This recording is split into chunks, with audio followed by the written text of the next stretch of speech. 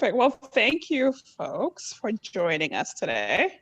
I would like to start by acknowledging that we are gathered today on the ancestral and unceded territory of our Mi'kmaq people. We would like to say that as an organization, we wanted to understand what those words meant and why it's important to say them. Our journey began with some of the teachings we have learned when we hosted a conference in Member 2. We were then fortunate to be welcomed as an organization in Member 2 in Eskasoni to learn from the elders and leaders the things they thought it was important for us to learn. If you're searching for a deeper understanding of why we acknowledge the land we're gathered on today is unceded, we encourage you to research the treaties of peace and friendship from 1725. We also found the Kairos blanket exercise to be very powerful in deepening our understanding of our shared history and why it's important for us to acknowledge that history. If you do not have an opportunity to participate in a Kairos blanket exercise, we encourage you to do so. We're also in HRM, which was settled and built by people of African ancestry in the 18th and 19th centuries. These people were formative in the building of our communities in meaningful ways and have contributed to the development of Nova Scotia as we know it today. We must not forget that we are all treaty people. We have responsibilities to each other and this land. Welcome. The Community Sector Council of Nova Scotia's mission is to bring people together and the sector together to ensure that we effectively meet the needs of all Nova Scotian communities and citizens. The CSC works collaboratively to find innovative solutions to emerging and existing societal issues.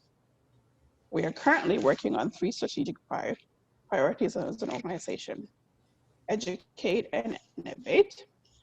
This means providing the tools, skills, and knowledge to increase the capacity of existing and newly formed small and medium-sized nonprofit organizations, profits wild, to ensure they build a flexible and diverse workforce that will thrive in today's innovative digital economy.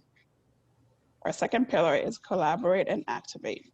This means facilitating, supporting, and activating connections across networks and encouraging continued and new collaboration between nonprofits, the government, and private sector in order to inspire citizens change and to build inclusive, sustainable, healthy, and prosperous Nova Scotia. Our third pillar is advocate and celebrate. This means to lead, champion, celebrate, give voice to, and advocate for the sector. We have heard from the sector that they want to see the CSC play a part in ensuring the sector is heard, valued, and supported in policy and practice, particularly in times of uncertainty like COVID-19 and disruption.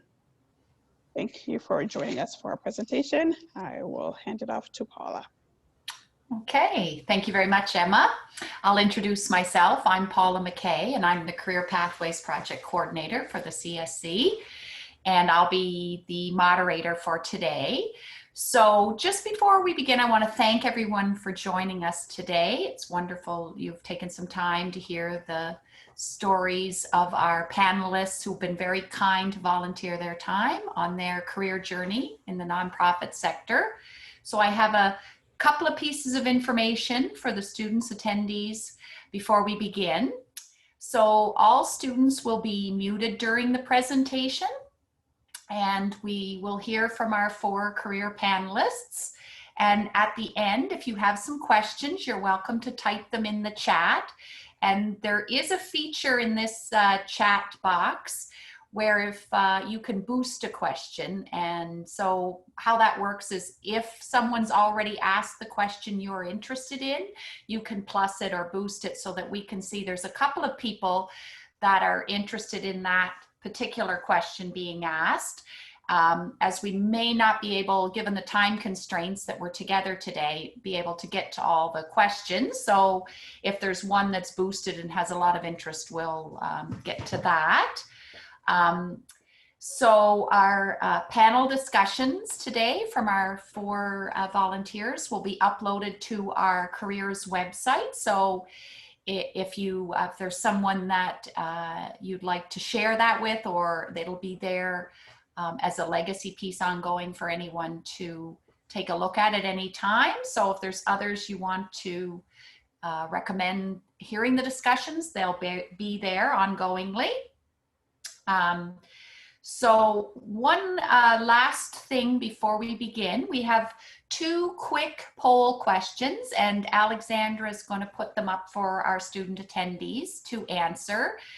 And they'll be up for about 30 seconds. So if you, for those attending this webinar today, if you could just click your answers to those 2 questions, we'll have that information there for us. So Alexandra, if you want to put those up for our attendees, that'd be lovely. And there they are. So they're just going to be up for a few 30 seconds. So if you want to just quickly type that in, and then while you're typing those in, I'm just going to thank our volunteers for kindly giving of their time today. It's much appreciated, you sharing your career journeys in the nonprofit sector, and I'm sure everyone will be pleased to hear about them. It'll be very useful and valuable information as they drop in today to join us. So without further ado, while we're just waiting for the second question to load, our first speaker today will be Laurie Barker, and she's with Catapult Leadership Camp Society.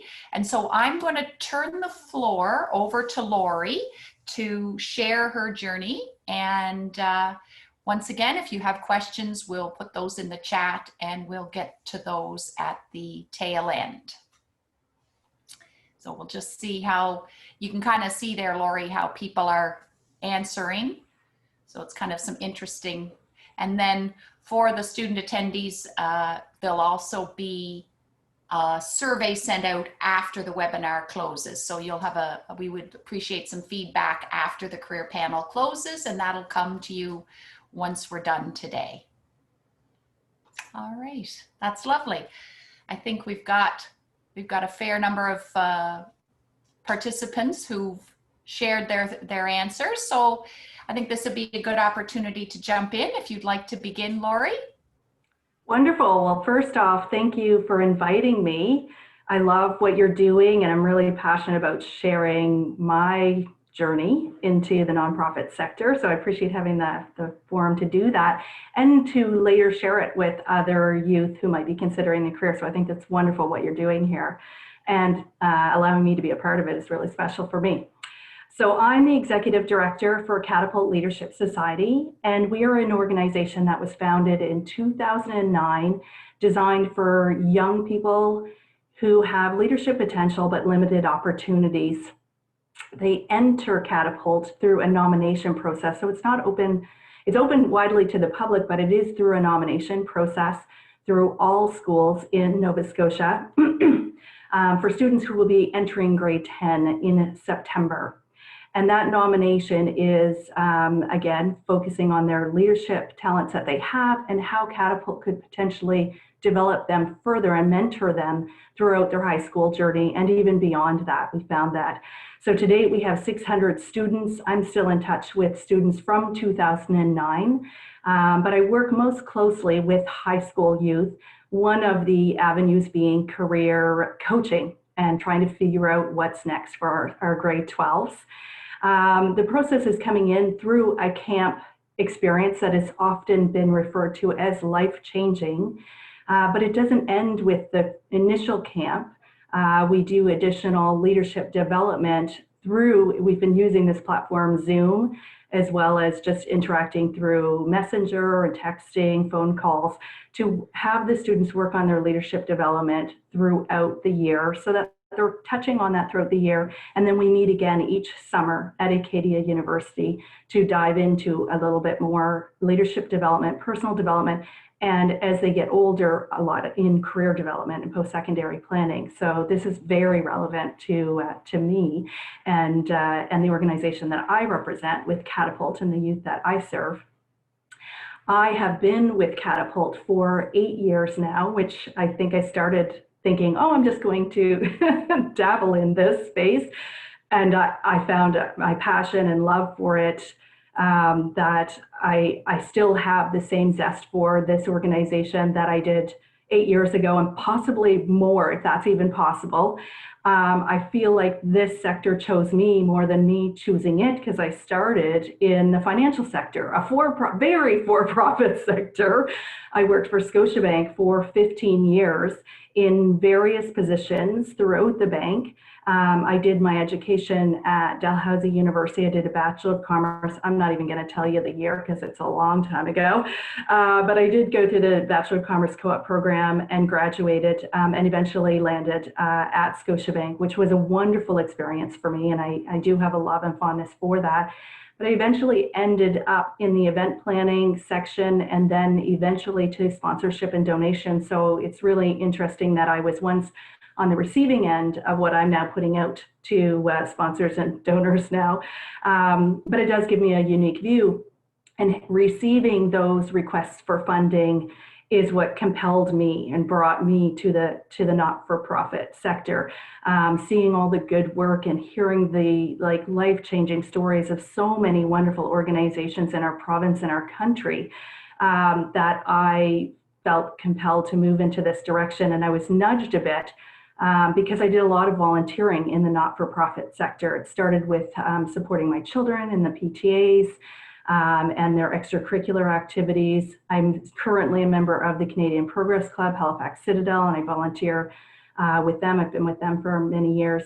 And I volunteered for Catapult initially under a bank sponsorship, and fell in love with the organization. And when they were looking for an executive director, I thought, well, is this something I can do? Like, taking my skills that I had learned in banking, how would they translate over into the not-for-profit?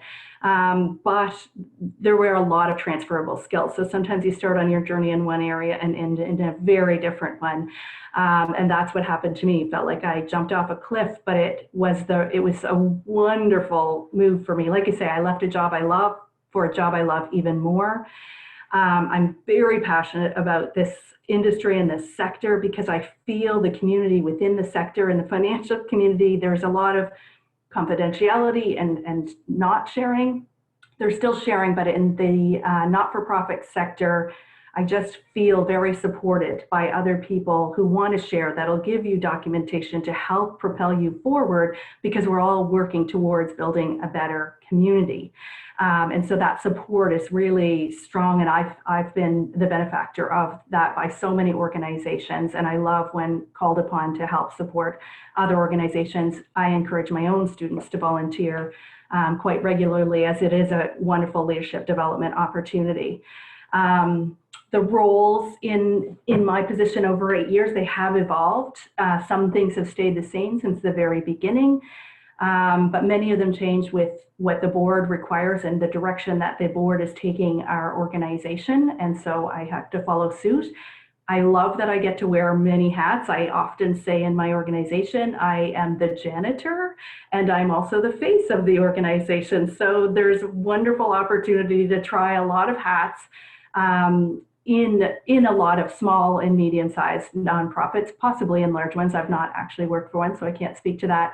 But I think it's a wonderful way to develop a lot of skills in a lot of areas, because I really feel like I can take on, and there's been so many projects thrown at me that I'm like, I don't know how to do that, but I'll figure it out. And through the support of community organizations that have helped me through that, my own tenacity and research, I just feel like I've grown so much with this organization, and it's given 10 times more to me, because if you're looking for a career in the nonprofit, I would say you'll never regret that decision, because there is no amount of money or title that can give you what you can get from the nonprofit, from being a part of change and supporting the community and people around you, and knowing that you played some small role in changing a life or something that changes somebody else's life. And so for me, I compel you to look into it a little bit, talk to lots of people, and I feel privileged to be with Catapult and to be a member of this sector as a whole. So I encourage anybody who wants to do that to look into it, and you won't regret it. So feel free to ask me questions after the rest of the panelists share their view, but I'm sure you'll hear similar things from their experience. That's brilliant. Thank you very much for sharing, Laurie. Much appreciated. So we'll turn the floor over to our next speaker, Chieza. And Chieza Jones is with Feed Nova Scotia. So you have the floor, Chieza. We'll look forward to hearing your story as well. Thank you so much, Paula. Good afternoon, everyone. My name is Chieza Jones. I'm actually currently working as the Supporting Black Canadian Communities Initiative Field Officer with the Black Business Initiative, but that's a very new role. So I've only been in that role for a week, still in the nonprofit sector. However, prior to that, I was working with Feed Nova Scotia as a knowledge manager and analyst for 4.5 years. So wonderful opportunity. To just start from the beginning, so I was born and raised in Harare, Zimbabwe. Zimbabwe is a country that is in Southern Africa, very, very beautiful country, but not a country that is not without its economic and political challenges. And so when I was 16, I was visiting some family in our rural village, and I accompanied some of my cousins to a lineup for food support or food aid. And that was a very defining time and moment for me, because as I was doing that, we were waiting for food aid for about 3 hours.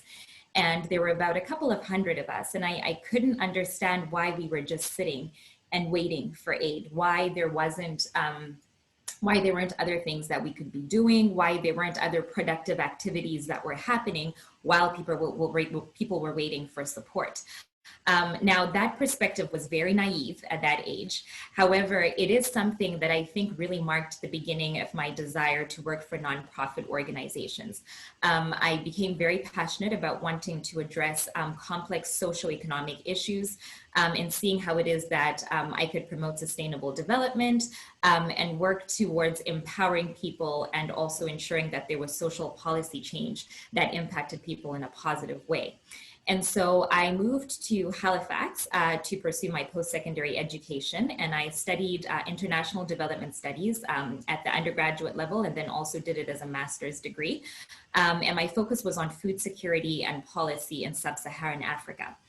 Once that was done, I think the hope or the big dream for a lot of people who study international development studies is to work for one of the big international institutions or organizations. So maybe the United Nations, maybe the IMF or the World Bank. But for me, I really wanted to stay in Canada or just stay in Halifax for some time. And so I was looking for an organization or an opportunity to continue to work in a sector that had people at the center of the work that it did. Now, I know that not all nonprofit sectors causes are around people specifically, but that was where my passion was, to see if I could work for an organization or work in a sector that was focused on the cause, and that was the motivating and driving factor. And so after a long job search, I started working with Feed Nova Scotia as a knowledge manager and analyst. Now, a lot of people probably know or think of Feed Nova Scotia as a food bank, but that is not what the organization is. It is rather an organization that has a number of member agencies, 140 member agencies, and some of them are food banks. The mission of the organization is to increase food security through food distribution, education, and collaboration. And so that really spoke to me as far as my experience was concerned and what my passions were. And my role, what it encompassed was focusing on data management. So managing data as it related to the individuals who are supported by food banks, and then also raising awareness about food insecurity in the province, promoting advocacy. And when I started, that was very specific to promoting advocacy around food insecurity and around poverty in the province. And then also supporting the organization in influencing policy. Because I think when we look at food security, emergency food support is important to ensure that we're addressing that immediate need. But if we really want to look at addressing food security and the root causes, we have to start to look at barriers that relate to economic and physical access to food for people. So it was great to work for an organization that was really shifting, not away from emergency food support, but also focusing a lot more on food security and the policy issues. And I think when I look at that role, I can also speak to some of the benefits that I think come with working with the nonprofit sector, which I would also say if you are considering working in the nonprofit sector, these are things that you may want to keep in mind because it really is a great opportunity. And so I would say the first thing would be, I found that I was able to work with an organization that was focused on the cause and had people at the center of its work. And so the work that Feed Nova Scotia is doing is really about how is it that we can support and serve communities in order to ensure that people who are food insecure are able to get access to food, be it economic access or physical access to food. And so if you're working for a nonprofit sector, you will find that that is the center of the work. It's that cause. That is what is the organization is focused on. And any money that is made is then sewn back into that cause. So I found that to be a great opportunity. And I would also say you have the opportunity to work with people who are also driven by that cause, who are also passionate about the same thing. And so and you also get to collaborate with other nonprofit organizations with very similar values. So I think that is also another benefit that I found is whether I was working with my colleagues or whether I was collaborating with other organizations, say through the Halifax Food Policy Alliance, we were all working towards the same thing, and money and profits was not the main focus. It was really about how do we support the individuals that the organization is supporting, and how do we support our member agencies to better support communities. I spoke about my role a bit, and one of the things that I said is that initially in my role, my focus was in part on promoting advocacy, but at that time it was very specific to food insecurity. Over time, my role did change slightly, and one of the changes was that I became the co-chair of the advocacy working group in the organization, and one of the areas of focus there was to develop and implement an equity lens for organizational decision making, which was incredibly important because I think when we look at food security, it's important to remember or to note that people there are certain groups that are disproportionately impacted. And so if we were expecting there to be an equity approach and equitable outcomes when it comes to food security, we also had to look internally in the organization to make sure that the decisions that we were making and the work that we were doing were also informed by an equity lens. So that's another advantage, I would say, of working with the nonprofit sector is you may start with a very specific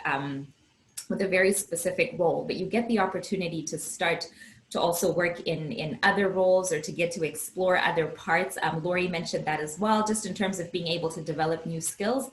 And I really enjoyed being able to do that. So that was a great opportunity.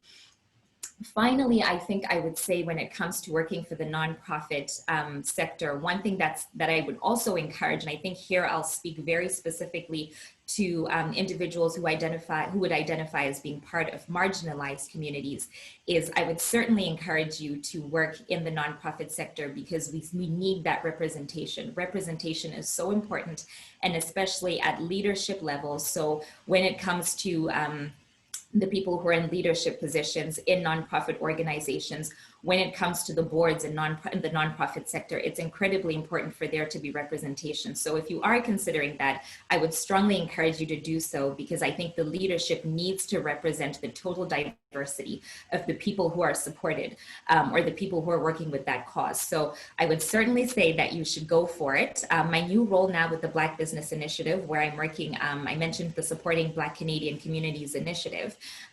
This is an initiative that is providing funding or grants to Black-led organizations that are nonprofit organizations and are mandated to support Black communities. And it's incredibly important because these organizations are significantly underfunded. And so for there to be an initiative that is very focused on ensuring that we can look specifically at these organizations to ensure that they get the funding that they need is going to be an incredible shift and a significant shift for Black Canadian communities too. And so again, that just speaks to the need for there to be representation. And I'm excited that I get to do this work and really see the opportunity for there to be significant shift in the community. So that is, I think, the last advantage I would say about working in the nonprofit sector is you get to be involved in work where you can actually see significant shift or the potential for significant shift in communities. So certainly you should consider it, and I would say you should go for it. So thank you so much. As I mentioned earlier, brevity is not my strong suit, so I will stop here. But thank you so much, Paula. Thank you very much, Chieza. And I appreciate you sharing your story. It's wonderful, so none to worry about the length. It's all good information and good. It's very helpful to those listening. So if there's any questions, please feel free to type them in the chat at any time. And now I will introduce our next speaker. So we've got Paul Pickering with us from the Immigrant Services Association of Nova Scotia. So he will have the floor now to share his story. Okay, thank you, Paula, and welcome everybody. I really appreciate being invited here today and to be part of this panel. It's a really good panel to be having to have this conversation. So as Paula said, I work for Immigrant Services Association of Nova Scotia. I'll do a quick little bit on what we do, who we are, my role, and then how this kind of pertains to today. We do not make decisions about who comes into the province as an immigrant. We support those for whom the decisions have been made. So we have about 300 employees. So for a not-for-profit, that's rather large. We've been in operation really about 40 years now. We had a couple earlier organizations that came together about 10 years ago. Of those about 300, we have about 65 nationalities represented. We have about 75 languages spoken by our staff. So there's a wide variety of backgrounds coming in. We served about 8,000 clients last year in a variety of ways. So there's a lot of work going on. Last I knew, about 80 staff are language teachers. So for those that come into the province that want to work on primarily their English, obviously, French possibly as well, but people who have come in, especially those who have come in as refugees, who are the minority in the immigrant lens. We have about 5% to 10% who come as refugees. They would not have English or French because they weren't planning on coming. So there's a need to address that. The vast majority who do come do speak English or French because they were planning on coming. We have settlement workers, those who are helping folks settle into communities, getting registered in schools, looking for doctors, whatever the issue is. We have employment counselors helping folks to find work. That's everything from resume writing to interview skills. We have online learning, we have on-site classes, and we have a range of services that cover that are employer focused, and that's where my role fits in. So within the employer focus, we're trying to help folks find and maintain employment. There's a wide variety of services there. What I do is I'm the workplace culture coordinator, and it is, I mean, I think Laurie said it earlier. Feels like the role chose me, and I kind of tell folks my background, and they say, "How in the world did that happen?" I've got a bachelor's degree in cultural anthropology, a master's degree in communication studies. So the intercultural communication piece is just a very, very natural fit. I did that studying and learning at a time when there were very few intercultural communication courses, very few programs at all available. So it was my own interest in that. And then when I finished my studies, I had done some traveling before that, but I moved to South Korea and was privileged to teach English there a couple of years. I went to Czech Republic and taught for a couple of years there. I went to Estonia and taught for 2 years there. I went to England and lived for 10 years there. And so then I'm originally from the States. So I immigrated from England about 10 years ago to Canada. So I draw from living and working in a variety of locations, as well as having an academic background and understanding what it means to have a different worldview from those around you. And that's what I do with employers. I help employers to look at what happens when somebody from Mexico, somebody from Russia, somebody from Israel, somebody from Argentina, to look at Chieza for a second, somebody from anywhere in Africa, 54 countries we got there. If you're coming straight from Harare or coming from some other place, if you're coming from a tiny village in Serbia, if you're coming from a large city in Argentina, it's difficult to do. It's a difficult thing to change countries. So I'm helping employers to say, what does that mean practically? Practically looking at our differences and saying these differences actually, it's at a practical level, I help people realize that our differences link to growth, to innovation, and more meaningful experiences with each other. And I love doing that. It's a wonderful thing to be doing. I'll be doing a webinar, I'll be doing a workshop, and I'll be able to be saying to people, look, that person with the funny accent, it's only funny because you're not used to it. We don't think Scottish accents are funny or Irish accents because we're used to them. But the first time you hear Tagalog, or the first time you hear somebody speaking with a Gujarati accent, you think it's hard to understand because you're just not used to it. And when we have that in the workplace, and I work with employers across the province, the employers will be saying, oh, so what should I say to my employees? And I'm able from this perspective, from the ISAN's perspective, to say whether it's somebody in Amherst or somebody in Muskegon River or somebody in Dartmouth, these are just people. These are just people. And they're people with the same hopes and dreams and desires as you. So if we can take a step back from what we're seeing and not understanding, we can realize that we are all in the same boat ultimately. We have different wins, we have different experiences in that boat, but when we listen to each other as people, whatever we're saying, we're able to engage. And the intercultural realm has so many different possibilities to explore those differences and to value those differences that everybody wins. So working for a nonprofit, my role is funded. My role, I can offer this to any employer. I can say there's no charge to you. I know I've got a whole range of colleagues who are saying whatever I can do to help, whatever we can do to also bring in another program. The employer's not worried about money because ultimately it's the cause that's the goal. The money is just a tool. If money is the goal, you cut out all kinds of other things that you could be doing. But we have, well, the vision of ISANS is a community where all can belong and grow. That's the goal, a community in its broadest sense. So when we're able to go to an employer and say, look, we're not going to charge you for this. We're offering it because your government has said it's valuable. And we think it's valuable. We want to make it available to you. It brings down barriers. It allows that cause and that belief that what you're doing to be important to be much more up in front, where any organization can say, hey, that sounds good, let me get involved. So that funding behind the scenes, that's the tool. Anything else I wanted to say here?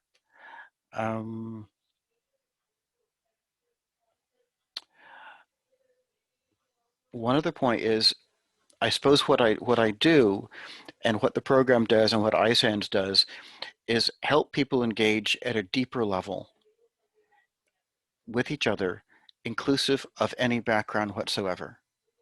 So whether the person is coming from Truro, the person's coming from Charlottetown, the person's coming from Salt Spring Island or Mexico City, we're able to say, we value that person in the workplace, we value that person in the community, we want to help that work out.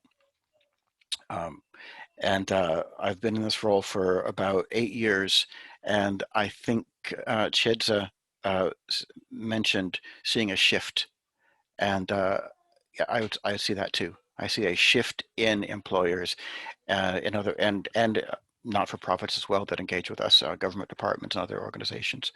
I can see the shift in organizations as they engage with the things that we're trying to put forward. So anybody who's looking as money as a tool rather than a goal, I'd say the not-for-profit sector is ideal for you.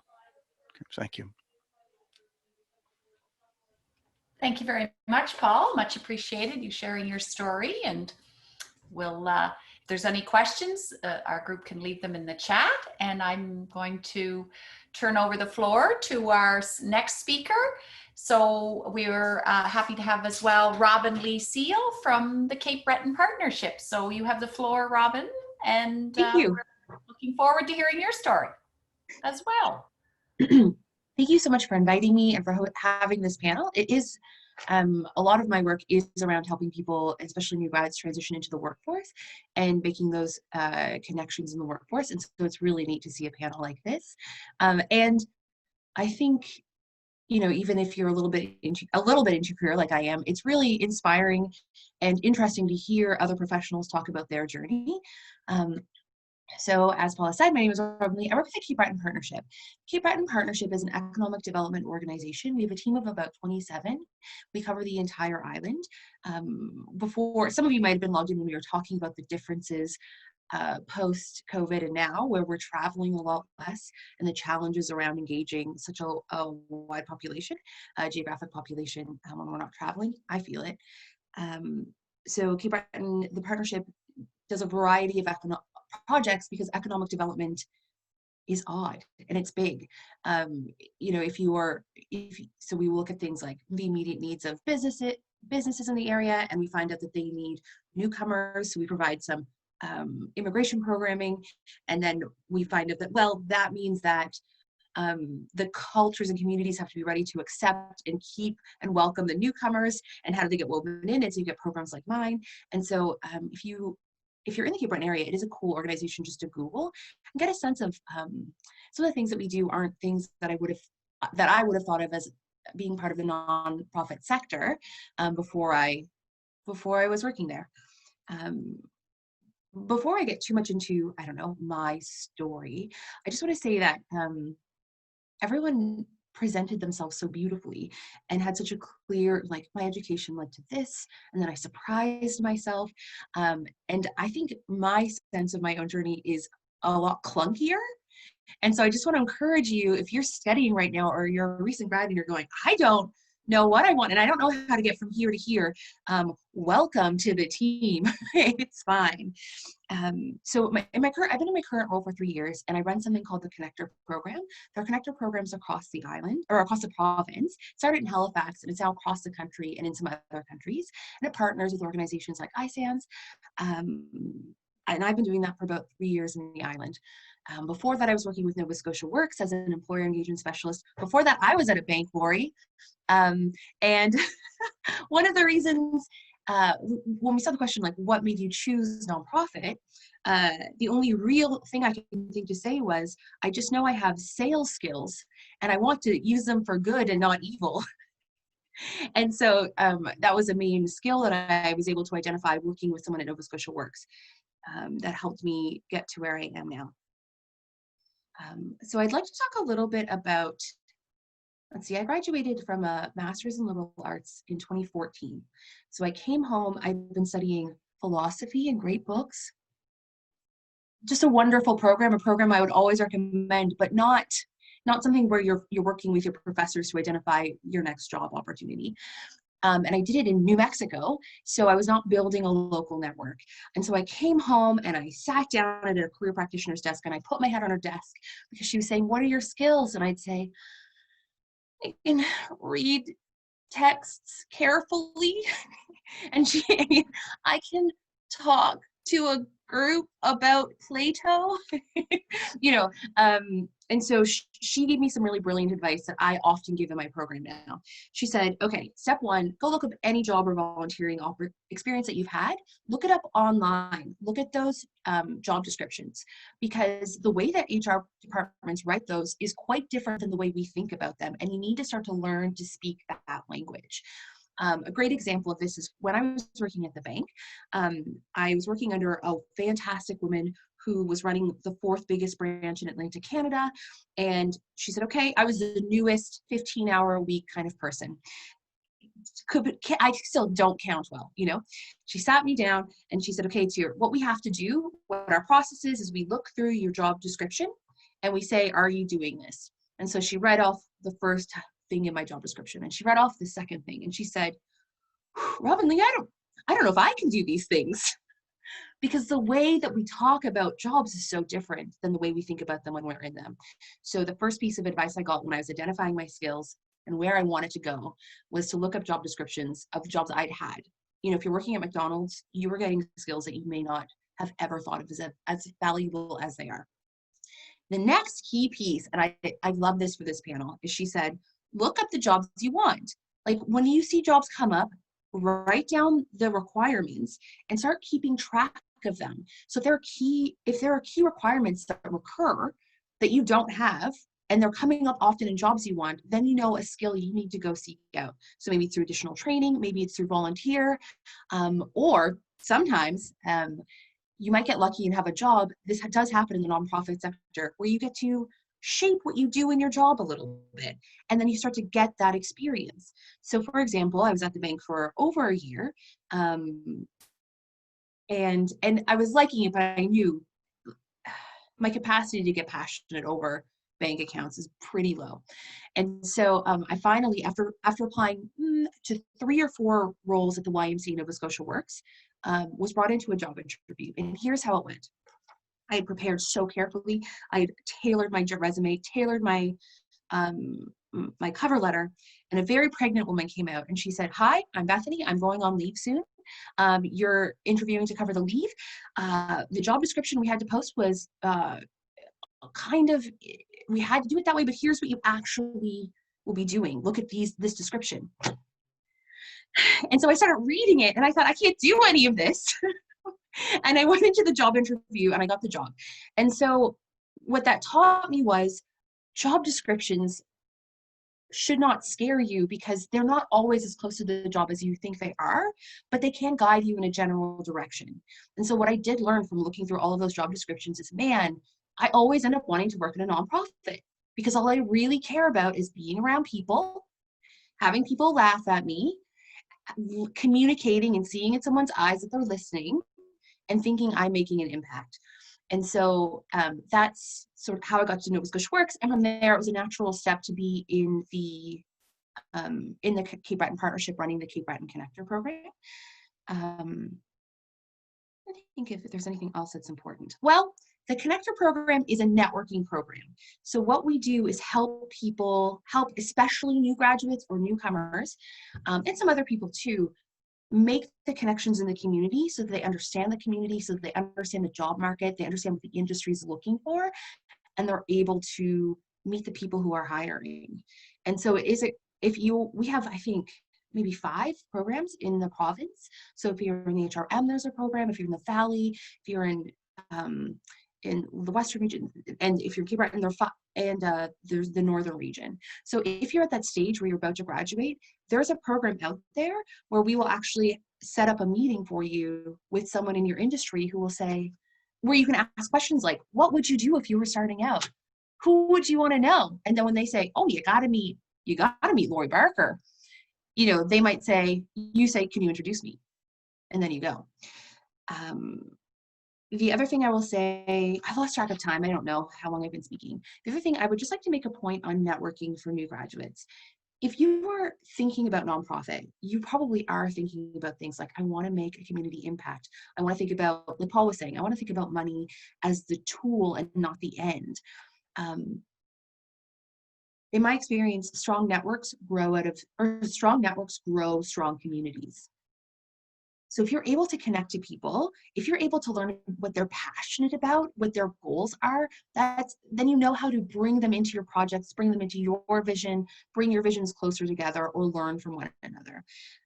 So this can be very practical in nonprofits. You know, you're writing an application for a grant for a new project. You're going to need letters of support in the community.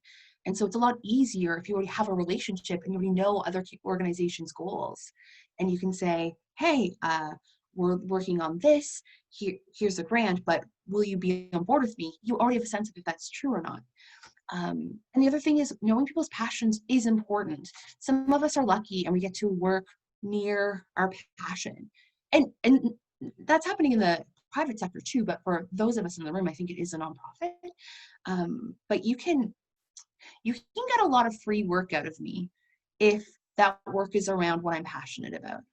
And so getting to connect to people, getting to learn what they're passionate about, being confident in talking about yourself and your skills is going to put you in the networks of people who are making a change.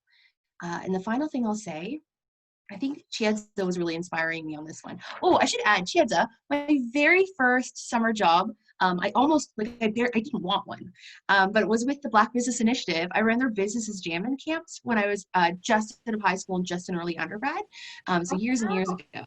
And so the BBI has such a place in my heart for just being a gentle introduction to the nonprofit world, right. And really growing their young employees. But what was I saying about it? I don't know. It doesn't matter. That was, oh yes. In my experience, partly because I'm a person of color in organizations that are often predominantly white, and partly because I did weird educational paths instead of business paths, and partially just for sheer personality, I find I'm often we have Emma also worked at the BBI. Great. So good. I feel like I'm often ending up offering the minority report in the room. And sometimes it's very specifically like, as a person of color, blah, blah, blah, blah, blah. Or sometimes it's just, have you thought about blah, blah, blah, blah, blah. And when you find the right employer, and you can find these in the nonprofit, I'm sure they exist in the private sector too, but they definitely exist in nonprofit. What they'll do is they'll thank you for being that person. And they'll say, you know, like, one of my favorite things about my boss is she knows that I swear. She knows that I need a crowd to laugh at me. She knows that I don't like to sit still. And I'm not having to do a lot of work to fit myself into a box that is not going to make me happy, because I found the place that fits and that says she has the skills we need. She's a view we can value. So that's why we have her on board. So that's what I would like to say about the nonprofit sector in my experience. Oh, final point. I asked a lot of my teammates, like, guys, why did you join the nonprofit sector? And they kept going, oh, we did.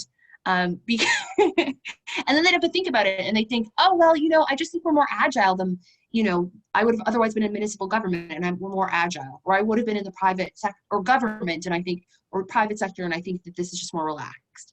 But again, it is that theme of people just kind of being there. So thank you. Brilliant. Thank you very much, Robin Lee, for sharing your story and your insights. Much appreciated. I kind of think I'll get to one of the questions there in our Q&A in the chat.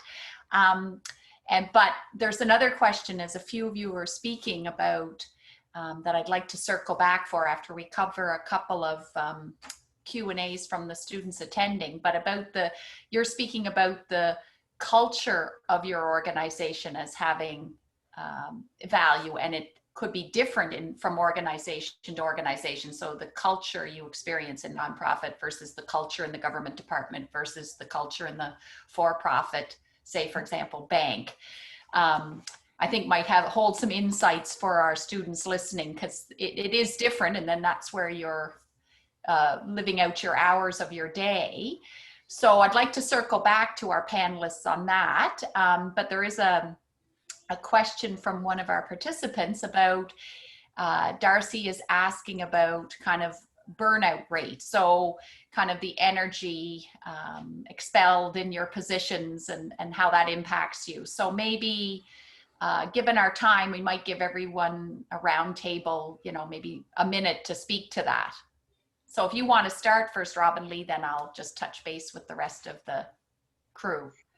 Yeah, sure. I don't know if we were having a high turnover rate in our organization, but we do have a high or burnout, but we do have some turnover, and I think that there are two elements going on. One is that we're on a gig economy, it's gigs. And so typically we're able to keep people, but sometimes in COVID, it has been a little harder. We've still done a really good job. The other is because our organization, I think, tends to put people into contact with a lot of opportunities. So I work with over 200 potential employers, and everyone's sort of doing that. And so I think people are also, and we do business support, like entrepreneur support. So people are like, oh, I'm going to start my business now. Why would I just support businesses? Or so I do see a lot of change in our organization, but it's rooted more in finding opportunities and burnout, I think. Okay, thank you. So Paul, Chieza, Laurie, do you want to share a thought on that, or Sure. I'll jump in okay. first, Paul? I'll do a quick jump in, and then maybe Chieza.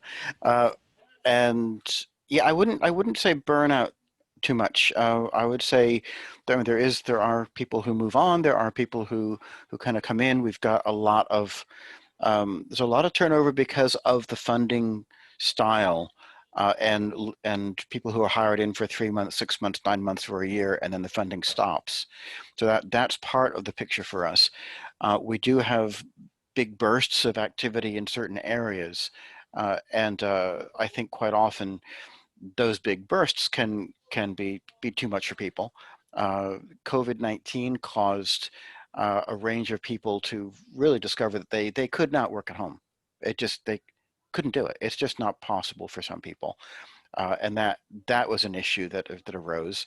But really, I think as far as burnout, what shows up is if you love what you're doing and you feel as though you're contributing to a greater good, and your managers support that, then when you've become overextended, there's capacity to say, okay, just ease back for a while. We'll do other things with you so that you don't just fry yourself. You just don't have to leave.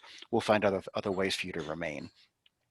So yeah, and I know there have been parts of iSANS especially that over the past 5 years, I'll say especially, that were way overextended for one reason or another. And then we say, okay, this can't continue. We want our people to remain. So how do we do that? Great. Okay, thank you. Chieza, do you want to share some thoughts on that question? Yes, I do. And I would say, I think maybe speaking again, not wanting to generalize, but also not speaking specifically to my experience with Nova Scotia, is I think there is potential for burnout.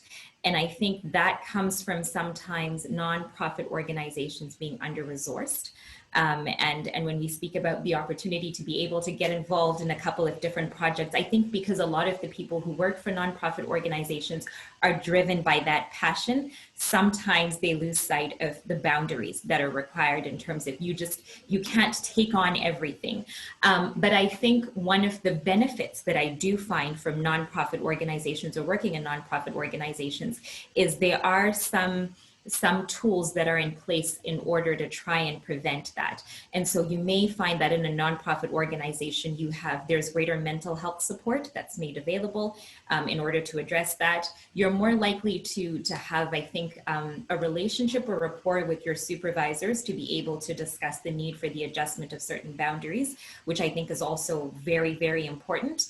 And then I think also personal responsibility, and as far as you possibly can, is in knowing that you're passionate about something, also having to place those boundaries and know that this is work. Yes, this is your passion, but it's also important to look after yourself. So I think I would say, I think there's probably greater potential for burnout. I think that we need to push for more resources for the nonprofit sector, but I'm certainly not saying that as a discouragement. I think it's just those things that you have to be mindful of if you're working for the nonprofit sector, and also to know that there are those supports that the nonprofit sector will make available to the people that work in particular organizations. Okay, thank you, Chieza. That kind of dovetails nicely into one of the questions that we've kind of had in the back burner from our panel was every organization has a culture, so it kind of ties into some of the things you're all talking about. So some of you've had the experience working in, say, for-profit or government and nonprofit. So maybe we could just do a round table of the four of you if you have something to share. If you don't, that's okay.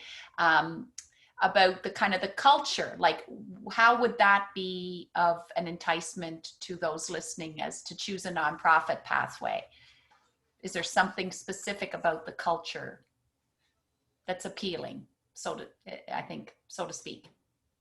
So let's start, maybe since you're with us here now, Chieza, do you want to just maybe share a thought about that, and then we'll just do the round table? Sure. I think I'll share one thought, and I will say that in the nonprofit organizations that I've worked for, the teams have often been small, and I think the culture, how that has influenced the culture, is it often feels, I don't want to say it feels like a family, but I think you are able to build those relationships and those connections in a different way than you probably would be in other sectors. I've also had an opportunity to work outside of the nonprofit sector, and I did find that it was different in terms of that connection and how you're able to connect with the people that you work with. Again, there is that commonality of that cause, or that passion, that piece that you're passionate about, where you get to connect with the people that you work with, and you do build those connections in a different way that I found when I've been working outside of the nonprofit sector. So that's one thing that I will say about the culture. And maybe one more thing too is I think there is greater opportunity to explore. If you have a new idea or something innovative that you've come up with, I find that in the nonprofit sector, there's a lot more accommodation for you to try something new, because there is that appetite for shift and for change and finding the most efficient way to do the work that you're doing. So those are two things that I would say maybe represent the culture of working in the nonprofit organization for me. Great, thanks very much. Does one of our other panelists have something to add to that? Robin Lee, do you have something you'd like to add? I do, and I think Laurie does, and maybe it's just not, she's like quietly putting up her hand.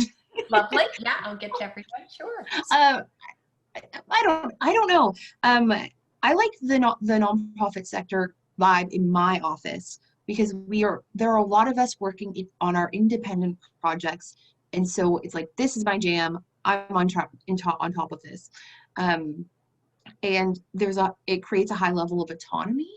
So while the team is very supportive, while there are people who make my job a lot easier, ultimately it's like, well, she's in charge of the connector program. Tell me, there's something I really like about that. And then a quick anecdote. One of my best friends in the organization has a false tooth, and over the Christmas break last year, one of her dogs ate her false tooth. And so she ended up meeting our new MP without her tooth. And she was about 3 days away from having to do a presentation for the media without her tooth on this big funding and cool microloan project. And she said to our boss, like, Carla, don't worry, like my tooth is going to be in tomorrow. I will have my tooth for the meeting. And my boss said, it's your job. You're a professional. I'm not replacing you if you're missing that tooth. And so there's something, while we care about how we present ourselves, there was something very authentic about that. Like, no, this is you, and this is what you do. So that's what I like about where I am. Oh, okay, thank you, lovely. And Laurie, would you like to add some thoughts to that? Yeah, so I think that smaller companies and in the corporate world, you can have a similar culture to what I've experienced in the not-for-profit. But it's definitely in a not-for-profit, there's a drive and a passion that's united across the board about making change for your community. And I feel like that extends within the staff community. So you're trying to go the broader community, so the staff community doesn't get lost in the way we can sometimes get tunnel visioned when we're in our careers and we're staying in our lane or whatever. And I feel like my experience in the nonprofit has been a bit more checking in. How are you doing? Do you need support? Going back to that burnout, do you need a break? Is there something I can take off the load? Or you're shifting back and forth to try and help and support in a way that I didn't experience to the same extent in the corporate. I had experience in some of the jobs that I did, but in all of the not-for-profit, even volunteering, I feel that sense of building towards a community and being mindful of the community within the people trying to do the work. So that culture is one that I like to be in, and I feel most comfortable. I do feel it's more family focused. It does feel we're in this together in a way that I sometimes didn't feel in the corporate sector, but that I also felt that in the corporate sector too. But I definitely feel it throughout, a common thread in the not-for-profit. Okay. Paula, can I just highlight something that's more useful than the tooth story? And we've touched on it, but there is, if you're in the right nonprofit, there can be or charity, there can be like an agility available to you that you might not get in other organizations. So I'm an impatient person, and I'm able to say, here is an idea, and they'll say, great, let's support it if it seems reasonable. And I've seen, one of my favorite nonprofits, I've seen them fix an old problem with $300, and a lot of people were just like, what do we, and there are committees around it, and they said, we've got $300 and 3 staff for a morning, we can do this. And so there is that reward of, if you have an idea, you can form a solution. It breeds creativity, because you have to be creative. Right. Yeah. Paul, do you have something you want to add to that, or has it kind of been touched upon? Echoing what everyone else has said, really, because you've got great comments already. Really quick, just to the two sides. One is the nonprofit sector is trying to address a gap or a need. There's some reason for the organization to be in place, and there's a response to a need. And it's not about the money, as I said before. So there's that intrinsic core that says we're trying to change something. That's not a conservative approach. That's a get out and do it approach, which attracts that kind of person. The other bit is the support side that I just wanted to mention, just to say, I mean, we kind of joke about, you don't go to nonprofit organizations for money, usually. You're not looking at salary levels to get into this in the first place. But the benefit side, the holidays, the downtime, the personal days, flexible days, the support part of that, the support culture is really strong. So yeah, there's whether it's mental health benefits for counseling or whatever else it is, or we have 3 days a year we get that are they're called cultural religious holidays. So we can take any 3 days we want for a cultural or religious reason, whatever it is, which means whatever faith you are or non-faith, you can say, well, I want, June 21st or whatever it is. It allows that feeling of inclusion without worrying about what that the bottom line is. You can say, we want our people to be happy. We want them to continue with us. We're not going to give them top flight salaries. So what are we going to do that makes them feel as though they're really valued and they want to stay? And that support side is really important, and it shows up a lot. Okay, thank you. Brilliant. We're just going to take one last question here. I want to be mindful of time. Darcy's asked, career-wise, and I think it dovetails into what we're talking about now, how stable is nonprofit? So I'm pretty sure he's talking about the stability of your ongoing employment. So maybe we have time for, who would like to speak to that? Maybe we could just give it one. We won't have time to do all 4 of you, but would there be one of you that could kind of speak to that? Has some? Yeah. Go ahead, Laurie. I was going to say, money's always the driving force of a nonprofit, but that adaptability that we've kind of talked about, I think that for me, what I've seen in the nonprofit sector, because I'm part of a volunteer group with other nonprofits, that adaptability put us ahead of a lot of other organizations. And that willingness to just be creative and do this differently, even though it's not the way it's been done before, that worked to our advantage in COVID, in my opinion. Okay. Brilliant. Thanks very much. So I want to be respectful of everyone's time. It's a couple of minutes after 1 now. So that was our time together. So I want to extend our sincere thanks to our 4 panelists. That was brilliant. It was engaging. It was insightful. It was just a wonderful opportunity to hear your journeys. And I'm sure everyone has benefited from those kind of firsthand stories about they're kind of sorting themselves out. What's the next step? Well, where am I going from here? What are my skills? How can I?